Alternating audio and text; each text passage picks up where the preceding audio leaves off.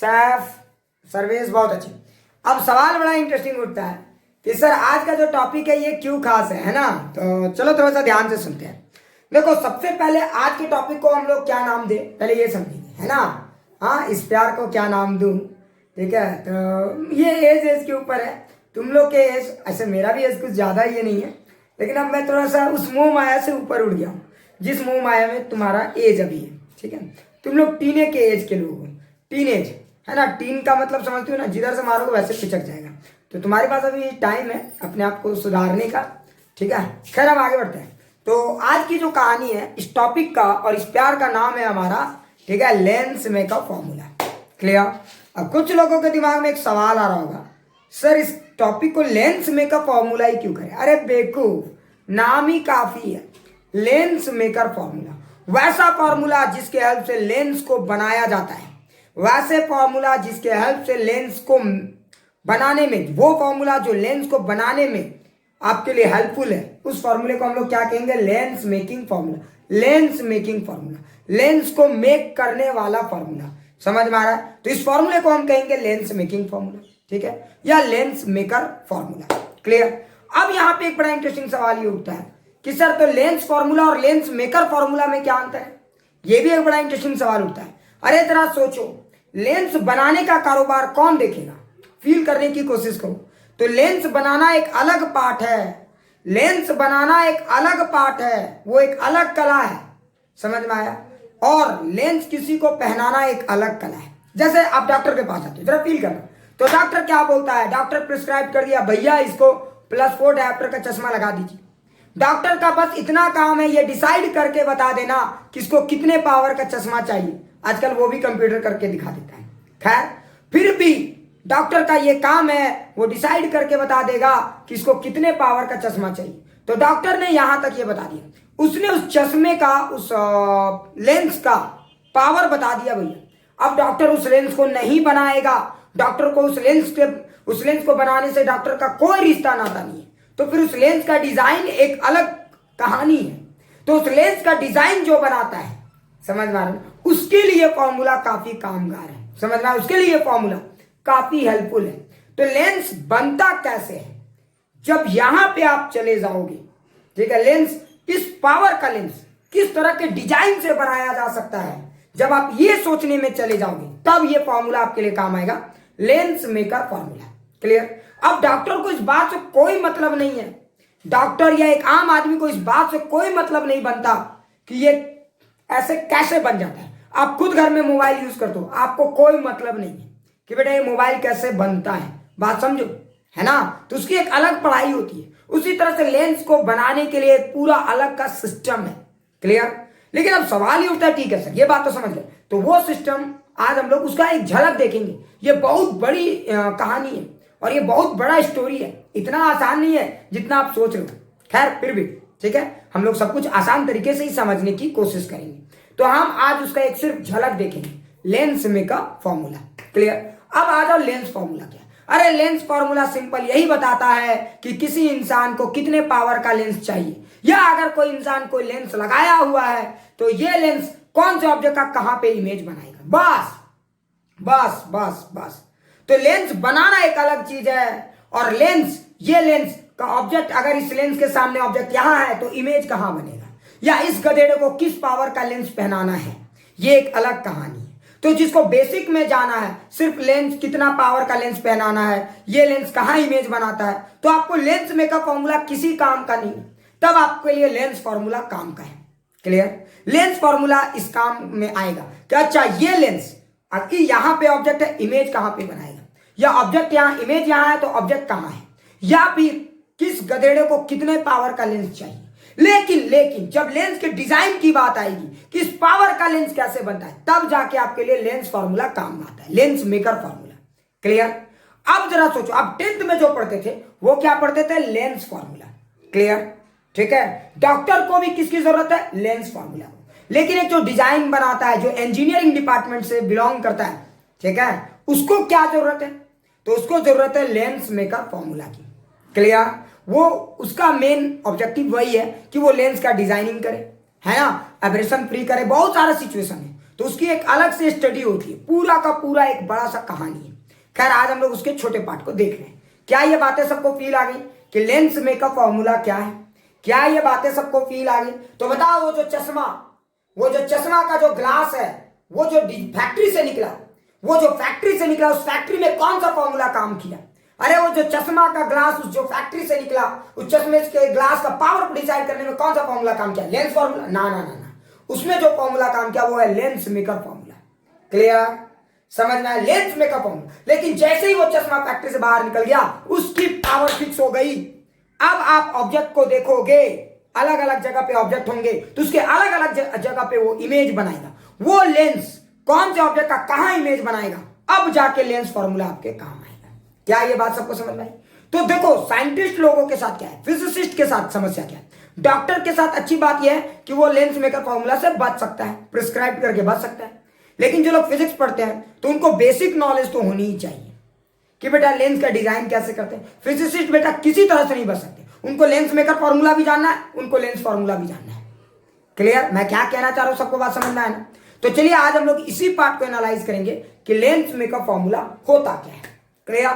तो चलिए हम लोग थोड़ा सा इस फॉर्मूले को अच्छे से देखेंगे, ठीक है। और जैसा कि मैंने आपको बोला था साइन कन्वेंशन को लेकर एक बड़ा इंटरेस्टिंग फैक्ट, मुझे लगता है आप लोगों ने आंसर ढूंढ लिया होगा, ठीक है। और नहीं भी ढूंढा तो एक दिन का और मौका देता हूं ढूंढ के बताना, ठीक है। अगले क्लास में इसी आंसर से पूरी कहानी को शुरू करेंगे, ठीक है। साइन कन्वेंशन की एक बड़ी जबरदस्त कहानी। खैर अभी हम लोग वापस आते हैं, ठीक है। तो जैसा कि मैंने आपसे बोला है साइन कन्वेंशन हम लोग ऑलरेडी एक बार यूज कर चुके हैं। अब आप सिर्फ और सिर्फ लास्ट में यूज करोगे, कब? जब नंबर गेम में आओगे तब। अब बीच में डेरिवेशन के समय कोई साइन कन्वेंशन आपको यूज करने की जरूरत नहीं है। क्लियर? ये बातें सबको क्लियर है ना? अब सवाल उठा, चलिए सर ये हो गई बहुत भाषणबाजी, चलिए अब हम लोग लेंस मेकर फॉर्मूला को थोड़ा सा अच्छे से एनालाइज करें कि लेंस मेकर फॉर्मूला रियल में कैसे डिराइव किया जाता है। और याद रखना ये बोर्ड में बड़े खास फॉर्मूलों में से एक है। अगर कुछ लोग बोलते हैं कि ऐसा कौन सा फॉर्मूला जो आएगा, जैसे याद करो, है ना, हाँ उस बुढ़िया माता को पूरा भरोसा था मेरे करण अर्जुन आएंगे, वैसे मुझे पूरा भरोसा ये फॉर्मूला जरूर आएगा या इस फॉर्मूला से रिलेटेड न्यूमेरिकल्स जरूर आएंगे, ठीक है। तो चलो इस फॉर्मूले को भी थोड़ा सा एनालाइज कर लेते हैं। हाँ बिल्कुल ठीक है, बहुत काम का टॉपिक है आदित्य, बहुत काम का टॉपिक है, बहुत काम का टॉपिक है और एकदम टेंशन मत लेना, मैं पूरा फील करा दूंगा आपको, सो डोंट टेक टेंशन। चलिए हम लोग क्या करते हैं, किसी भी तरह का सिंपल जनरल लेंस का डिजाइन बनाते हैं, जो ज्यादातर लोग फॉलो करते हैं, हम भी उसी लाइन में चलेंगे, लेकिन तरीका अलग होगा, ठीक है। तो चलिए हम लोगों ने क्या किया, एक कॉन्वेक्स लेंस ले लिया, जरा फील करेंगे सारे लोग, हम लोगों ने क्या किया, एक बाई कॉन्वेक्स लेंस ले लिया। देखो साइन कन्वेंशन यहाँ इसलिए नहीं डाल रहे ताकि ये जनरल बना रहे, ये हर लेंस के लिए वैलिड हो जाए। आप साइन कन्वेंशन पहले ही पुट कर दोगे तो बेटा ये जनरल फॉर्मूला नहीं बन सकता। थोड़ा सा हिंट मैं दे दिया हूं आपको, अब आगे बाद में बात करें, ठीक है। अभी सोचिए कि ये मेरे पास एक लेंस है, थोड़ा और इसको बड़ा पिक्चर बनाते हैं ताकि आपको पूरा फील आ जाए। मान लीजिए ये मेरे पास एक बाई कॉन्वेक्स लेंस, कोई भी लेंस हो सकता है, ये डेरिवेशन यूनिवर्सल है, ठीक है, ये लेंस है। अब जरा सोचिए, अच्छा एक बात बताइए, कोई भी लेंस जो बनता है, जरा फील करना, आज बड़ा इंटरेस्टिंग फैक्ट बताऊंगा। अगर कोई भी लेंस बनता है, जरा फील करना, तो आप जानते हो इस लेंस का अपना एक रिफ्रैक्टिव इंडेक्स होगा, क्योंकि लेंस किसी मटेरियल से तो बना होगा, हाँ कोई तो ट्रांसपेरेंट मटेरियल से बना होगा, चाहे कांच हो सकता है, प्लास्टिक हो सकता है, किसी चीज से तो बना होगा। तो यहां की एक रिफ्रैक्टिव इंडेक्स होगी और आजू बाजू की भी एक रिफ्रैक्टिव इंडेक्स होगी। क्लियर? तो यहां का रिफ्रैक्टिव इंडेक्स को मैं बोलता हूं N2, ठीक है। N2 बता रहा है ये उस लेंस का मटेरियल का रिफ्रैक्टिव इंडेक्स जिससे कि वो लेंस बना है। और आजू बाजू क्या है, आजू बाजू एक इधर भी हवा इधर भी हवा, लेकिन कोई जरूरी नहीं हो कि सब दोनों तरफ हवा हो, ऐसा कोई जरूरी नहीं। मान लो आप चश्मा पहन के बेटा पानी में गोता लगा दिए तो लेंस के इधर भी पानी उधर भी पानी, तो बेटा ये मीडियम अलग हो सकता है कि नहीं। तो ये एनवायरमेंट का मीडियम आप कुछ भी ले लो, लेट दैट बी N1 क्या ये बातें सबको फील आ गई?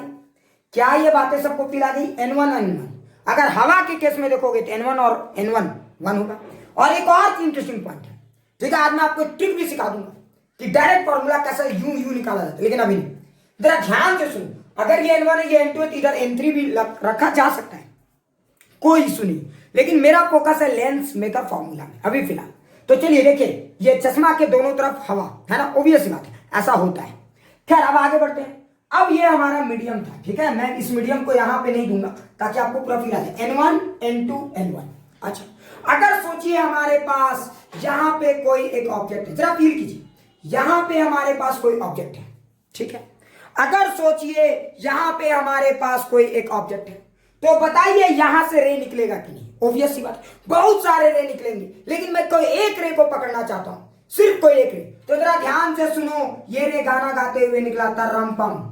जैसे ये रे गाना गाते हुए निकला तरम पम, बोलो इस रे के साथ क्या होगा? तो बम पम होगा। सोचो क्यों? ये रे स्ट्रेट नहीं जा सकता, क्योंकि यहां पे देखो एक कर्व सरफेस है, और याद करो अगर कोई एक कर्व सरफेस होता है तो वहां पे रिफ्रैक्शन होगा। क्या ये बातें सबको फील आ गई? तो यहां पे रिफ्रैक्शन थ्रू कर्व सरफेस होगा। क्या ये बातें सबको समझ में आ गई? अच्छा एक बात बताइए, अगर एक लेंस है तो बताइए यहाँ रिफ्रैक्शन थ्रू कर्व सरफेस कितने बार वैलिड होंगे? यहाँ पे रिफ्रैक्शन थ्रू कर्व सरफेस कितने बार होंगे? फटाक से कमेंट करके बताइए। अगर आपके पास ये दोनों सरफेस कर्व्ड है तो यहाँ पे रिफ्रैक्शन थ्रू कर्व सरफेस कितने बार होंगे? फटाक से कमेंट करके बताइए। इसका आंसर 2 बार होगा। क्या ये बात सबको समझ में है? यहाँ पे रिफ्रैक्शन थ्रू कर्व सरफेस 2 बार होगा। अच्छा ये बात हुई ना सर। अब कहानी को समझिए। तो ये जब रे गया, अरे जरा ध्यान से सुनो, अगर ये रे गया, फील करना सारे लोग, तो ये वाला कर्व सरफेस के लिए ये इंसिडेंट रे है, तो इसके लिए पॉइंट ऑब्जेक्ट है। अच्छा ये पॉइंट क्या है? इसके लिए ऑब्जेक्ट है। अब जरा सोचो, अगर ये रेयर मीडियम था और ये डेंसर, ये हमने माना है, ये कुछ भी हो सकता है, इसलिए तो मैं जनरल फॉर्मूले की बात कर रहा हूं, ठीक है। अगर जरा सोचो ये रेयर मीडियम से ये डेंसर है, जनरली क्या होता है?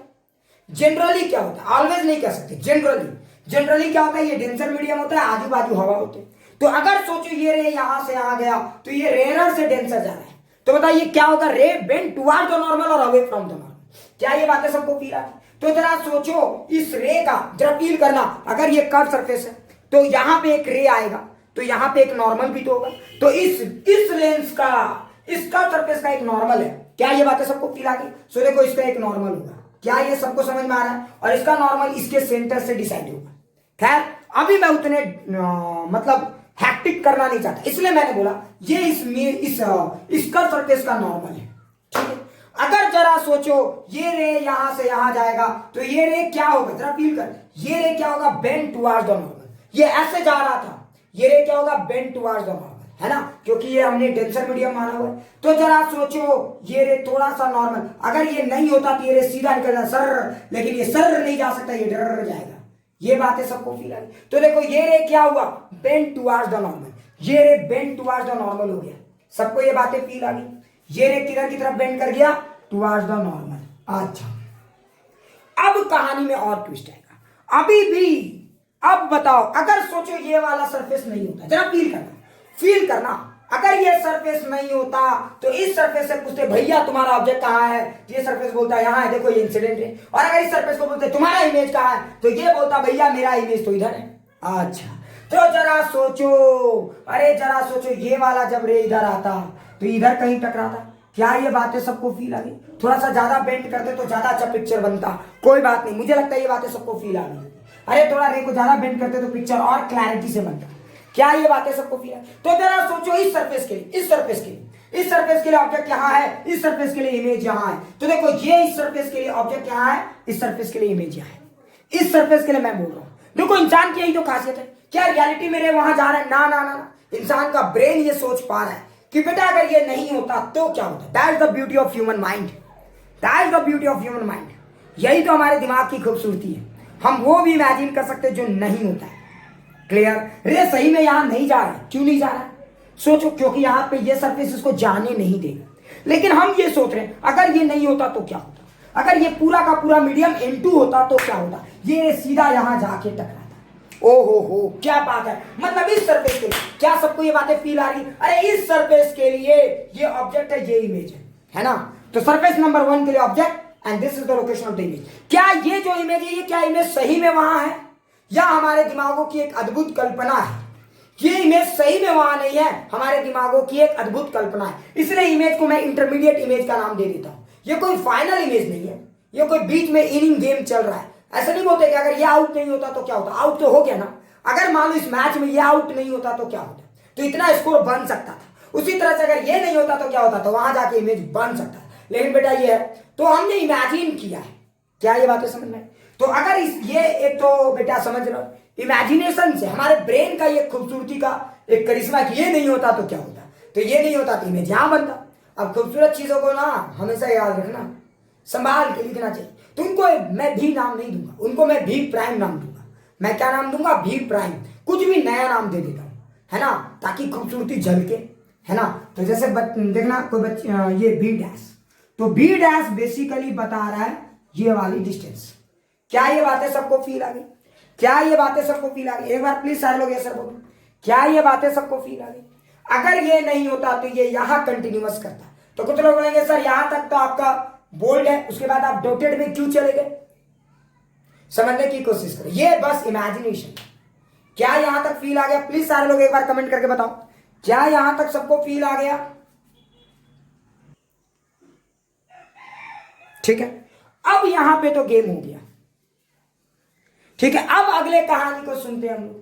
अब जरा सोचो, ये रे यहां आया, लेकिन इस रे की किस्मत फूटी किस्मत, इसके किस्मत में कुत्ता ने मुद्द दिया बेटा।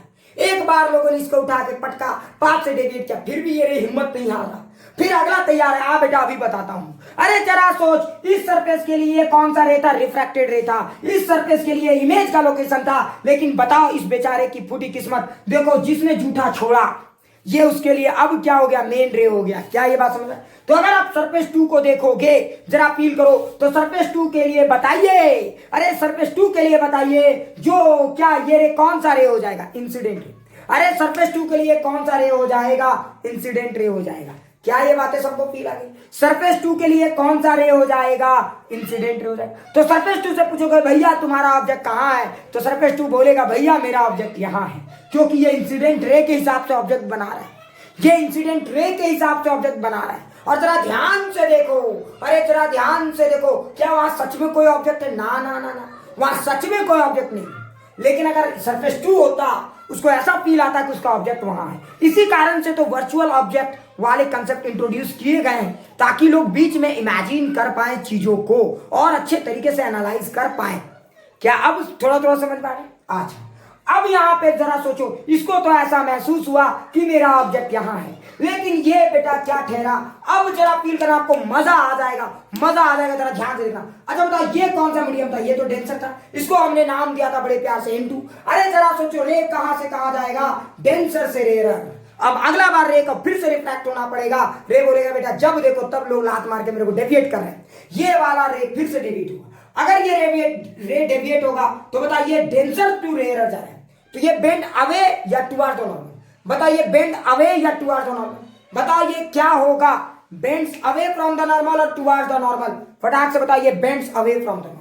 अब समस्या ये है कि अवे फ्रॉम द नॉर्मल कैसा होगा? तो याद करो, ये अगर सर्कल है, याद करो अगर ये आपका सर्कल है तो इसका नॉर्मल कुछ ऐसा होना चाहिए। तो ये हो गया इसका नॉर्मल। क्या ये बातें फील आ गई? क्या ये बातें फील आ गई? तो अगर ये नॉर्मल 1 था, ये नॉर्मल 2 था, जरा ध्यान से देखो, तो ये रे फिर से बेंड हो जाएगा। क्या ये सबको फील आ गया? तो देखो ये रे अगर ये नहीं होता तो ऐसे जाता, लेकिन ये रे away from the normal bend होगा और ये थोड़ा सा और बेंड होके इधर चला जाएगा। क्या सबको फील आ गया? अब देखो फाइनली रे यहां जाके मिला। अब देखो फाइनली रे यहां जाके मिला, और एक रे यहां से चल रहा था, तरम पम पम तरम पम बम पम बम बम बम तरम पम धड़ाक। समझ में आया? यानी ये है आपका लोकेशन ऑफ फाइनल इमेज। क्या ये फील आ गया? ये हो गया आपका लोकेशन ऑफ फाइनल इमेज। क्या ये सबको फील आ गया? ये हो गया लोकेशन ऑफ फाइनल इमेज। क्या ये सबको फील आ गया? तो जरा ध्यान से देखो, मुझे लगता है ये पूरी कहानी समझ में आई। अच्छा आपने एक चीज ध्यान दिया, आपने एक चीज ध्यान नहीं दिया होगा, मैंने क्या बोला था? अगर इस तरह के लेंस हो तो दोनों के दोनों बेटे कमीने हैं। जरा फील करो, ये भी रे को देखो, ये क्या किया, इसने रे को क्लॉकवाइज डेविएट किया, इसने भी फिर से रे को क्लॉकवाइज डेविएट किया, दोनों ने मिलके बेटा रे को पटका। तो अगर एक कमीना है तो बेटा पक्का दूसरा भी कमीना निकल गया।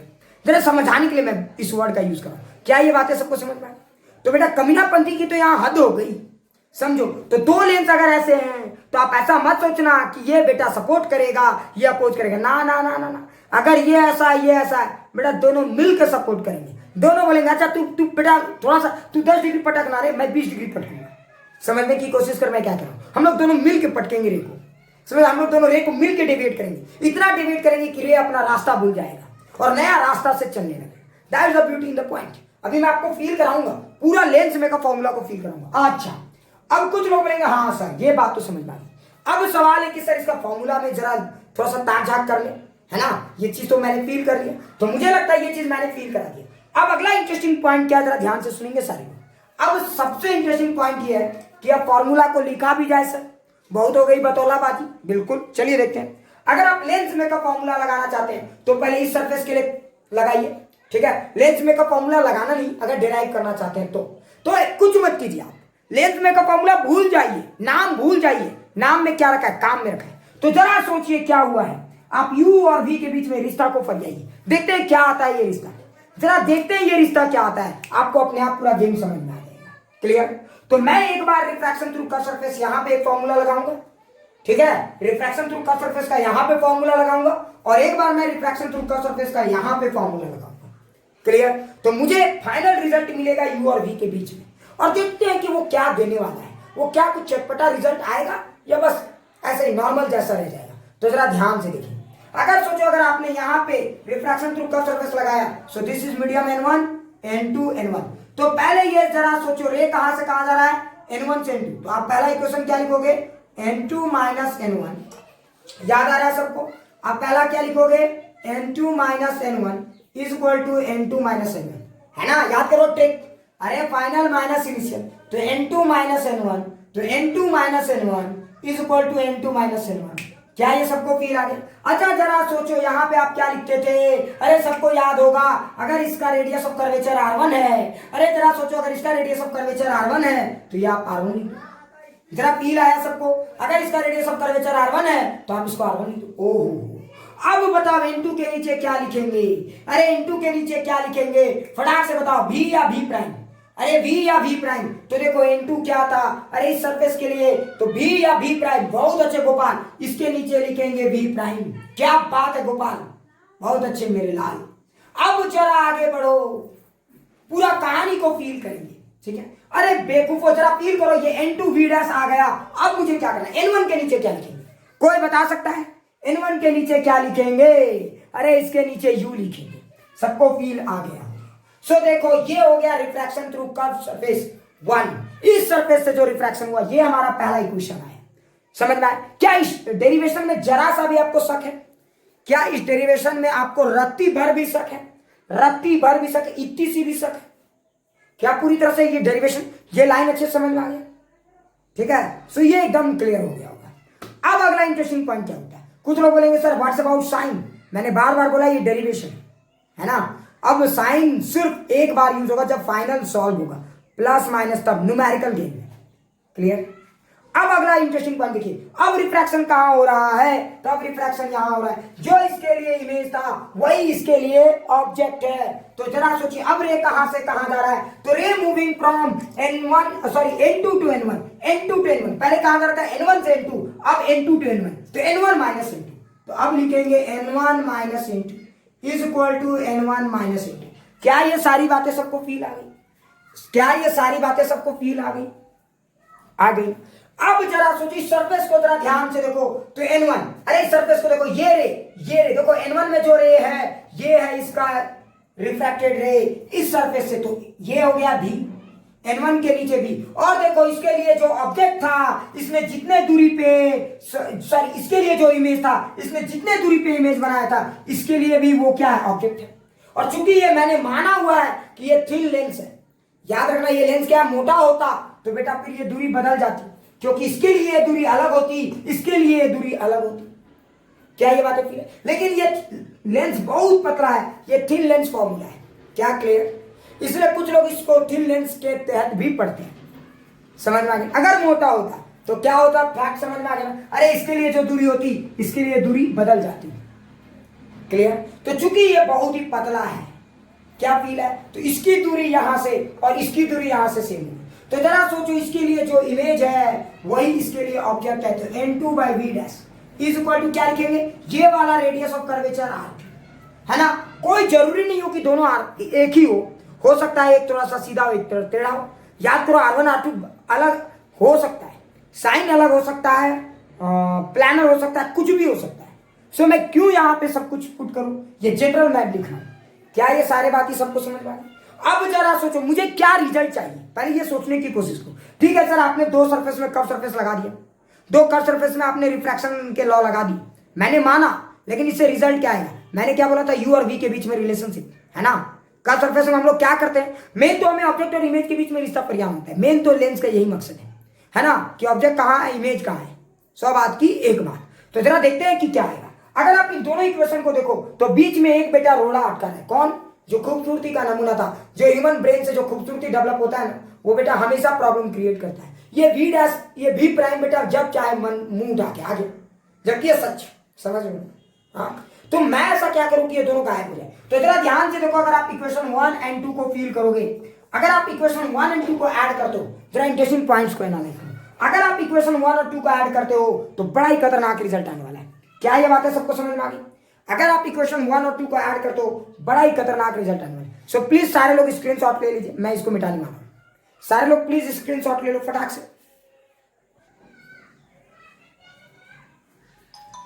ठीक है।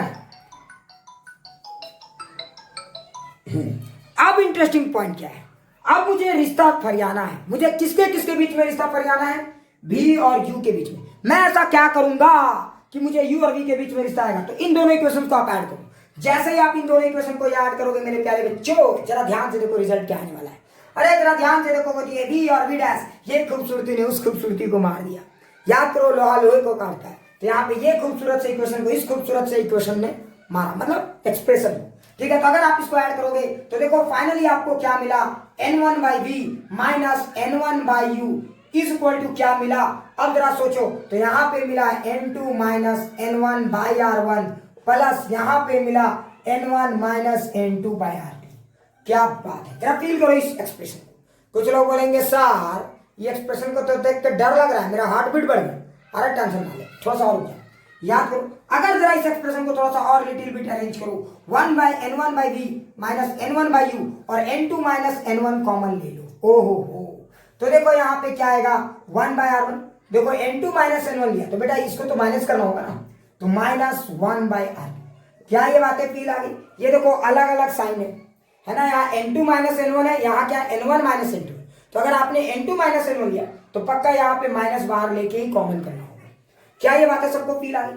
अगर इस एक्सप्रेशन को जरा देखो तो अभी भी मेरे हाथ क्या लगा है, n1 by v minus n1 by u is equal to n2 minus n1 1 by r1 minus 1 by r2, ठीक है। अब जरा सोचो अब क्या करेंगे हम लोग। अब हम लोग क्या करने वाले हैं, जरा फील करना। अगर मैं इस इक्वेशन को n1 को नीचे ले जाऊं तो देखो 1 by v minus 1 by u is equal to क्या आएगा, n2 बाई n1 माइनस 1। अरे ये n1 नीचे चला गया ना रे, अरे गधावा ये n1 नीचे चला गया ना। तो n1 जब नीचे जाएगा तो n2 by n1 minus n1 by n1 1 हो जाएगा और 1 by r1 minus 1 by r2। क्या ये सबको फील आ गया?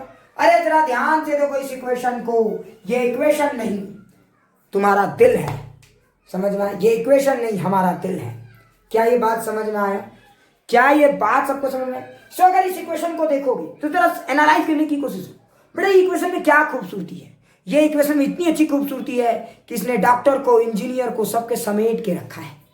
अब बेटा डॉक्टर और इंजीनियर एक साथ तो रह नहीं सकते क्योंकि दोनों का गला घुटता है। हम बेस्ट के चक्कर में दोनों मरे पड़े हैं, इसलिए बेटा दोनों मिलकर ह्यूमैनिटी के लिए काम नहीं करते। समझ में आ रहा है? समझ में आ रहा है? इंजीनियर ऐसा पुल बनाता है 2 दिन में ढह जाता है और डॉक्टर इतना अच्छा इलाज करता है, समझ में आ रहा है, कि बीमारी नहीं भी है तो नया बीमारी आ जाएगा।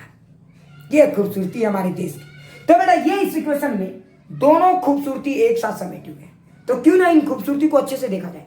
अब यहाँ पे देखो इतना बड़ा इक्वेशन किसी आम आदमी को दिखाओगे, उसको बेटा इंडिया में आम आदमी को, समझ में आ रहा ना, जो मैंगो मैन है, समझ में आ रहा ना, बनाना मैन तो कभी बन नहीं सकता। आम आदमी तो बेटा आम है, वो कभी खास होना भी नहीं चाहता। उसको दिखाओगे, एक तो लोग ऐसे ही फिजिक्स नहीं पढ़ना चाहते, एक तो लोग बेटा ऐसे ही फिजिक्स नहीं पढ़ना चाहते, और अगर ये वाला बोलोगे देखो ये प्यारा सा इक्वेशन, ये रहा कैमरा के आगे दिस, बेटा कैमरा ऑफ करके भाग जाएगा। समझ में? कैमरा में कुछ और खोल के देखने लगेगा। क्लियर? क्या ये बातें सबको फील आ रही है? क्या ये बातें सबको फील आ रही है? अब क्लियर दिख रहा है या अभी भी दिक्कत हो रहा है? अच्छा रुको एक सेकेंड। तो अब हमारे सामने सबसे बड़ा चैलेंज क्या है? अब हमारे सामने जो सबसे बड़ा चैलेंज ये है कि बेटा इसको क्या करें कि लोग इस इक्वेशन से गले लगाना सीखें, ठीक है। तो लोग देख के डर जा रहे, इंजीनियरिंग का फॉर्मूला, डॉक्टरी का फॉर्मूला, एक साथ लोगों में डर का माहौल है। तो याद करो क्या बताया गया था, याद करो चंद्रगुप्त मौर्य को एक बहुत अच्छी कहानी सिखाई गई थी। कुछ लोग डर जाते, कुछ लोग बोलते हैं सर मैं एक साथ सारा सिलेबस पढ़ना चाहता हूं। बिल्कुल ऐसा मत करो, एक छोटा सा ज्ञान का सीख सिखाता हूं। एक बार चंद्रगुप्त मौर्य क्या, वो तो मगध पे डायरेक्ट अटैक करने की सोच रहा था। वो सोच रहा था कि मैं मगध धनानंद को डायरेक्ट अटैक करके हराऊंगा और जीत लूंगा, समझ में आया। और वो बार बार हार रहा था, जरा फील करना। अब सोचो वो क्यों हार रहा था, ठीक है। और चाणक्य ने उसे कितनी जबरदस्त लेसन दिया, ये इस बात को भी समझाएगा। ये फॉर्मूले को डायरेक्ट अटैक करने जाओगे आप हर बार हार जाओगे। तो फिर मैं ऐसा क्या करूं कि मैं इस फॉर्मूले से जीत पाऊं। तो देखो चंद्रगुप्त को क्या सलाह दिया गया था, जरा ध्यान से सुनो। चंद्रगुप्त रोटी खा रहा था, ठीक है। तो चंद्रगुप्त ने क्या किया कि बीच में जब प्रिक किया, ठीक है, तो उसका हाथ जल गया। तो चाणक्य ने बोला कि बेटा किनारे किनारे से रोटी तोड़ के खाना शुरू करो। क्या मेरी बातें समझ में आ रही है? क्लियर? जब आप तोड़ तोड़ कर किनारे किनारे से खाओगे तो आप उसको बहुत ही अच्छे से,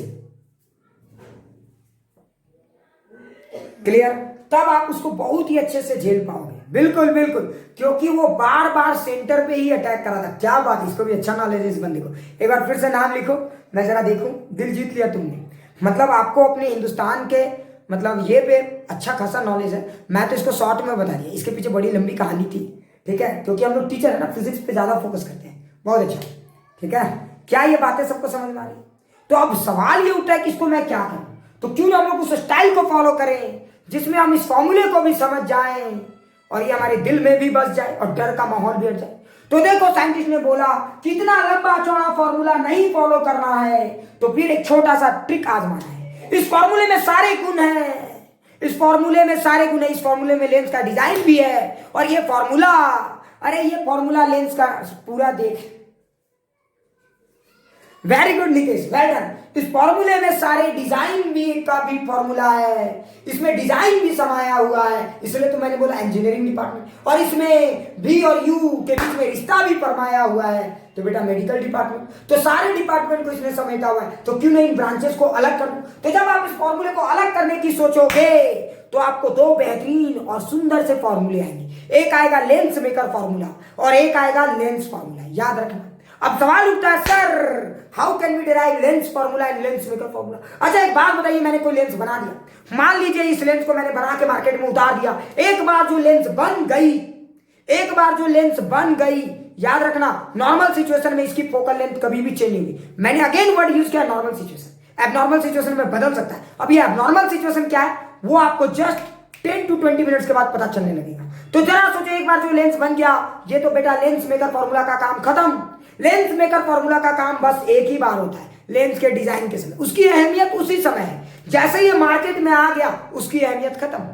तो फिर वहां से कौन सा फॉर्मूला इंपॉर्टेंट हो जाता है, फिर लैब में आ जाता है, डॉक्टर के पास आ जाता है। तो लैब में आप सेट करते हो, अच्छा ये ऑब्जेक्ट या इमेज, तब फिर काम करने लगता है कौन सा फॉर्मूला, समझ गए, लेंस फॉर्मूला। तो अब सवाल है कि मैं इसको कैसे डिस्टिंग्विश करूं कि इसमें कौन सा पार्ट लेंस का है और कौन सा पार्ट लेंस फॉर्मूला और कौन सा पार्ट लेंस मेकर फॉर्मूला है।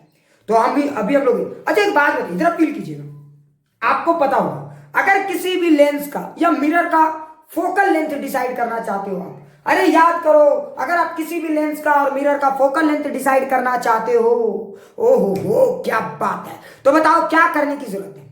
अगर आप किसी भी लेंस का फोकल लेंथ डिसाइड करना चाहते हो तो वो लोग क्या करते हैं हम लोग, तो याद करो फोकल लेंथ जब भी डिसाइड करने की कोशिश करते हैं हम क्या करते हैं, ऑब्जेक्ट को कहां रखते हैं, अरे ऑब्जेक्ट को कहां रखते हैं, इंफिनिटी में, और देखते हैं कि अगर ऑब्जेक्ट इंफिनिटी पे है तो इमेज जहां पे भी बनेगा वही हमारा फोकल लेंथ कहलाएगा। क्या सारी बातें ये सबको फील आ रही है, क्या सारी बातें ये फील आ रही है। अरे याद करो एक चीज और मैं बताता हूं, आप जिस लेंस से कागज जलाते हो, अरे याद करो जिस लेंस से आप कागज जलाते हो सन के बीम को कंसंट्रेट करके, वहां जो ब्राइट पॉइंट बनता है क्या वो क्या है, कंसंट्रेटेड लाइट है, बिल्कुल, लेकिन पता है वो क्या है, इमेज ऑफ द सन है।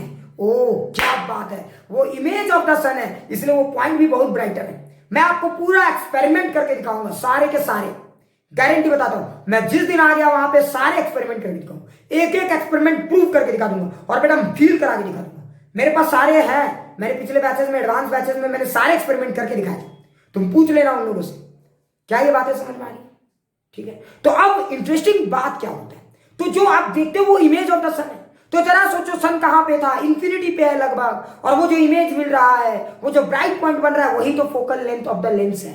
अरे जो ब्राइट पॉइंट मिल रहा है वही तो focal length of the lens है। क्या ये बात समझ में है? तो अगर आप किसी लेंस का फोकल लेंथ डिसाइड करना चाहते हो, जरा फील करेंगे, अगर आप किसी लेंस का फोकल लेंथ डिसाइड करना चाहते हो तो ऑब्जेक्ट को इंफिनिटी पे रखो, इमेज जहां भी मिलेगा वो उस लेंस का फोकल लेंथ होगा।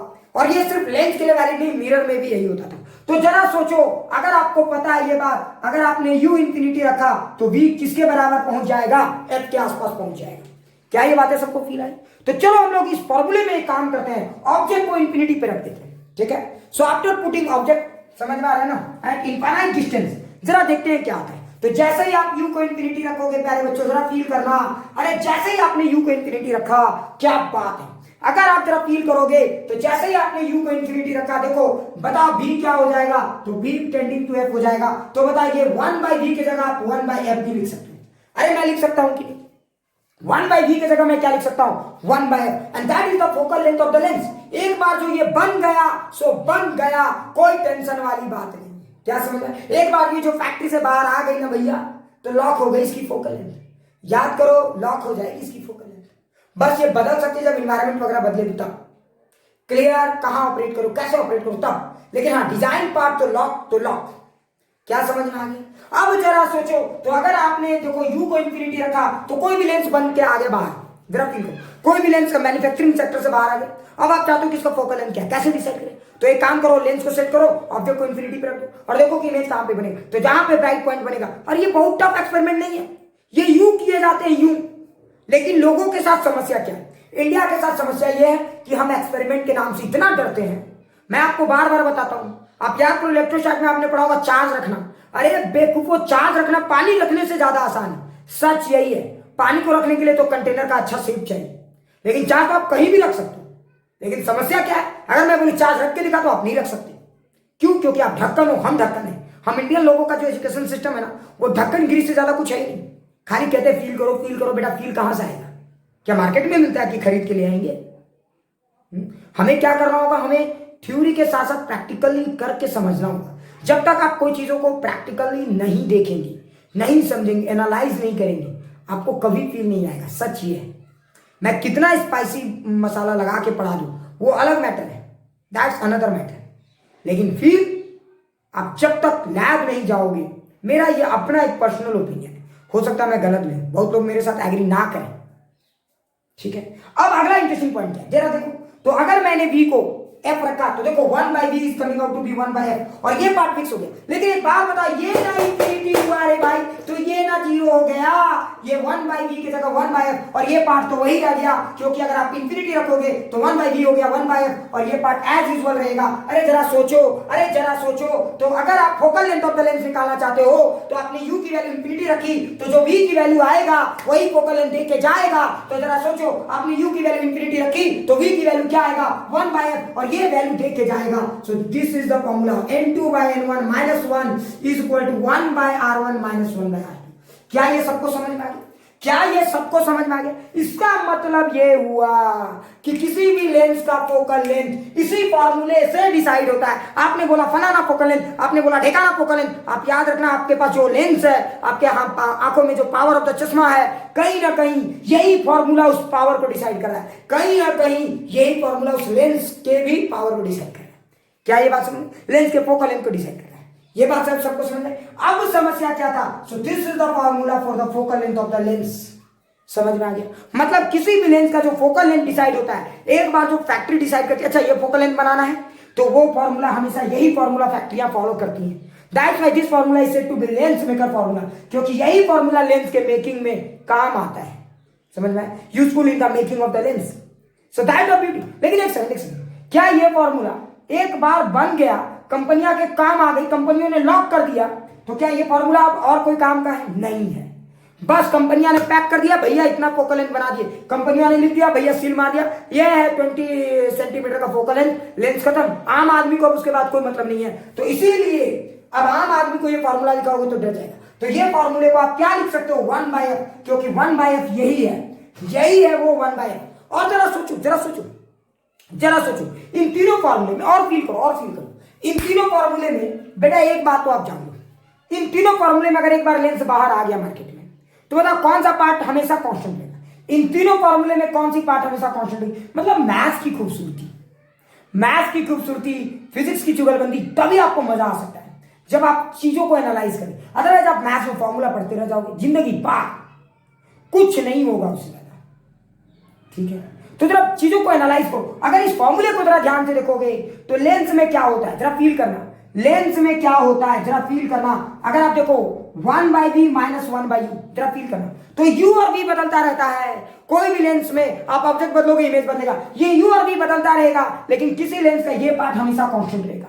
जब तक कि आपने इन्वायरमेंटल कंडीशन ना बदला तब तक ये हमेशा कांस्टेंट रहेगा। अगर ग्लास अगर हवा में ऑपरेट करो तो चाहे कोई भी सिचुएशन में लो, ग्लास अगर हवा में ऑपरेट करो, ऑब्जेक्ट बदलोगे इमेज बदलेगा, ऑब्जेक्ट बदलोगे इमेज बदलेगा, ऑब्जेक्ट बदलोगे इमेज बदलेगा, लेकिन ये पार्ट नहीं बदलेगा। मतलब पक्का ये पार्ट जो लेंस का ये पार्ट है वो हमेशा कांस्टेंट है।